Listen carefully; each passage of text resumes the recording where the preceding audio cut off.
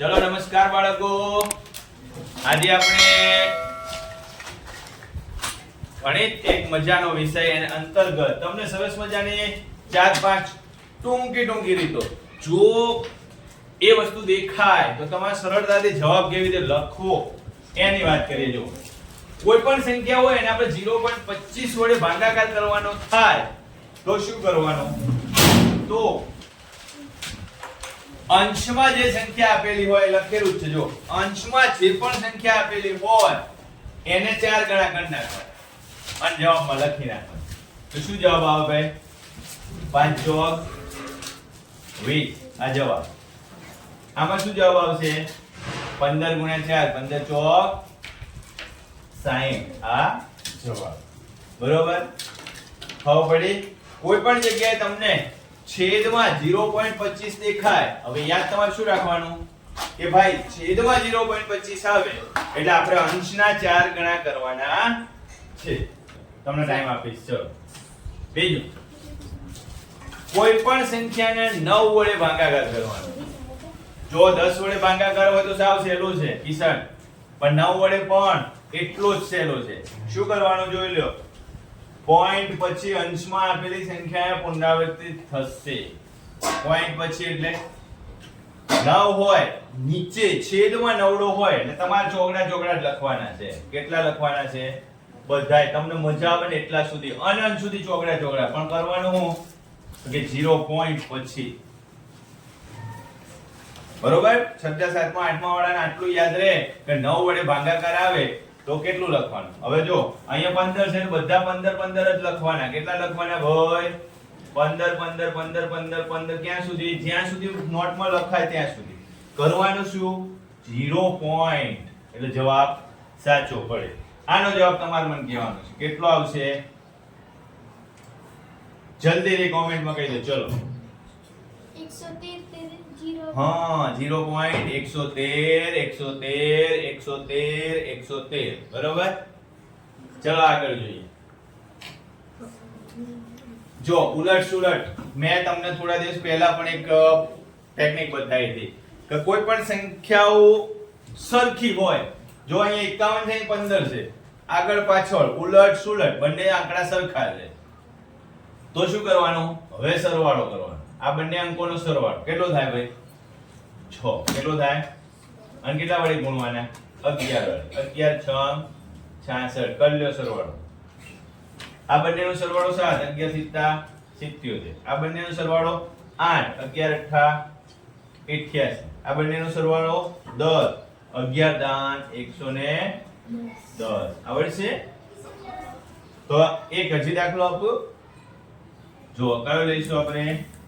31 13. હાલો કયો મને જવાબ?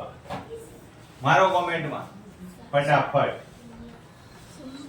કેટલો જવાબ આવશે? 13 એટલે 4 11 4 44. કરી જો સરવાળો. સરવાળો કરવામાં ક્યારેક બદલી લેવી પડે ને આમ તેમ થોડું સેટઅપ કરવું પડે. નેક્સ્ટ જો તમને મગજમાં આવવું જોઈએ ને કે સાહેબ સરવાળો કર્યો તો 11 વડે ગુણાકાર કર્યો પણ ક્યાંક બાદબાકી આવે તો આવે જ ન આવે? 51 નો 15 માં બાદબાકી કરો. જો ઉલટ સુલટ આ જ મજા છે ગણિતની. એટલે જ હું તમને ઘણી વખત નથી કહેતો ગણિત એક મજાનો વિષય છે. આમાં શું કરવાનું છે તો કે બંને અંકોની બાદબાકી કરવાની અને કેટલા વડે ગુણવાના? 9. કેટલો થાય? 5 માંથી 1 જાય તો 4. 9 ગુણ્યા 4 એટલે 36. કરી જો બાદબાકી. 7 માંથી 1 જાય તો 7 માંથી 1 જાય તો 6. 6 9 54. બરોબર? કઈ વાંધો નહીં. 9 માંથી 1 જાય તો 8. 8 ગુણ્યા 9 8 9 72. હાલો 8 માંથી 1 જાય તો 7. 7 ગુણ્યા 9 7 9 63. ચલો હજી એક દાખલો ગણીશું. તમારે મને ફટાફટ જવાબ આપવાનો છે. કેટલો જવાબ લઈશું? 61 16. કયો? ચાલો જવાબ મારો ફટાફટ. કેટલો જવાબ આવશે? 61 માંથી 16 બાદબાકી કરો. અહીંયા થઈ જાય 5 5 નવા 45 બરોબર એટલે ખાસ ધ્યાન રાખો 5 વડે ભાગાકાર કરવાનો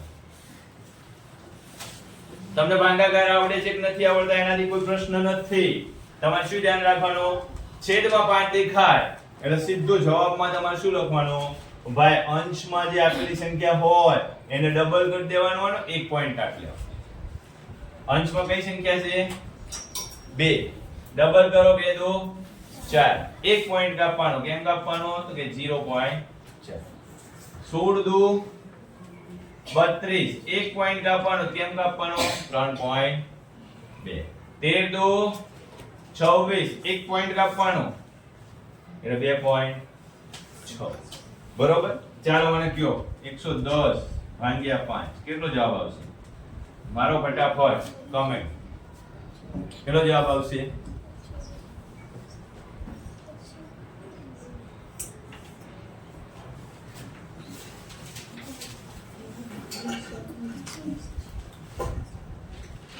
એકસો દસ ના ડબલ હા 220 1 પોઈન્ટ કાપી નાખો એટલે કેટલો જવાબ આવે 22 ચાલો 25 વડે ભાગાકાર કરવાનો કેટલા વડે ભાગાકાર કરવાનો છે 25 વડે ખાસ ધ્યાનમાં રાખવાનું છેદમાં પોઈન્ટ પછી 25 આવે કે એકલા 25 આવે અંશનો સીધો 4 ગણો કરવાનો અંશ કેટલા ગણા કરવાના 4 ગણા અને 2 પોઈન્ટ કાપવાના 11 ચોક 44 2.1 અને 2 કાપી લીધું 0.44 6 ચોક 24 2 પોઈન્ટ કાપો એટલે 1 અને 2 પોઈન્ટ કાપવાની વાત કરીએ ત્યારે તમારે ડાબીથી જમણી બાજુ આવવાનું છે આમ ઉલટું બરોબર 1 2 3 એમ ગણવાના છે જાઓ 13 ચોક 52 1 અને 2 એટલે 0.52 આ રીતે જવાબ આવશે બરોબર છે